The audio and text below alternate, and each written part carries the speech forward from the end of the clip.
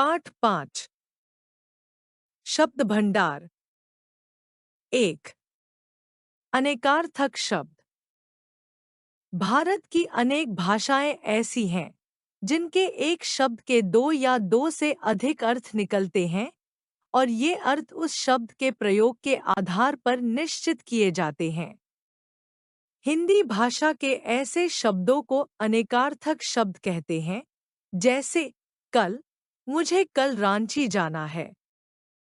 आने वाला दिन, क्या आपके यहाँ सभी कल पुर्जे मिल जाएंगे? मशीन।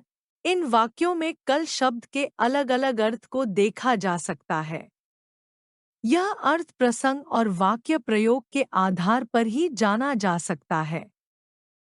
नीचे कुछ अनेकार्थी शब्दों की सूची दी जा रही है। 2 श्रुति संभिन्नार्थक शब्द। भाषा में कुछ शब्द बोलचाल में समान प्रतीत होते हैं। इनका उच्चारण भी प्राय एक सा प्रतीत होता है, परंतु इनके अर्थ में भिन्नता पाई जाती है। ऐसे शब्द श्रुति संभिन्नार्थक शब्द कहलाते हैं। इन शब्दों के अर्थ को समझने के लिए उच्चारण एवं वर्तनी पर ध्यान दिया जाना चाहिए। उदाहरण दिन, दिवस, दीन, दरिद्र, पवन, हवा, पावन, पवित्र। कुछ अन्य श्रुति संभिन्नार्थक शब्द।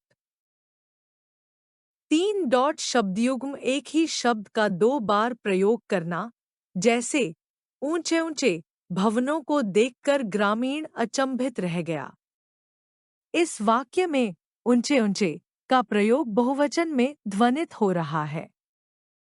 मुझे टुकर टुकर क्यों देख रहे हो? यहाँ टुकर टुकर का अभिप्राय टकट की लगाकर गौर से देखना प्रतीत हो रहा है। अतः यह कहा जा सकता है कि कथन प्रभावशाली बनाने के लिए एक ही शब्द का बार बार प्रयोग किया जाता है। शब्दयुग्म समानार्थी भी होते हैं तथा विलोम भी, जैसे सगे, संबंधी, झाड़, फूंक, हानि, लाभ, आगे, पीछे आदि। शब्दयुग्मों के कुछ उदाहरण देखिए।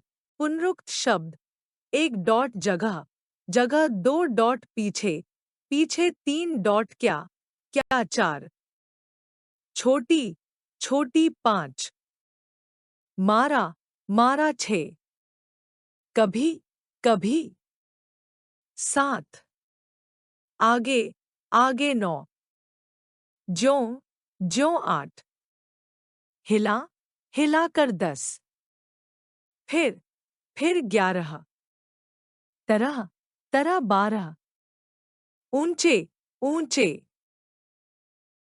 शब्दों के बीच या बाद में परसर्गों का प्रयोग। 4 अनेक शब्दों के लिए एक शब्द। भाषा में कुछ ऐसे शब्द होते हैं जो नजर तो एक आते हैं, परंतु उनमें अनेक शब्द समाये होते हैं। हिंदी में इन्हें अनेक शब्दों के लिए एक शब्द कहा जाता है। इनसे भाषा में सौंदर्य, प्रवाह एवं रोचकता का प्रभाव उत्पन्न होता है, जैसे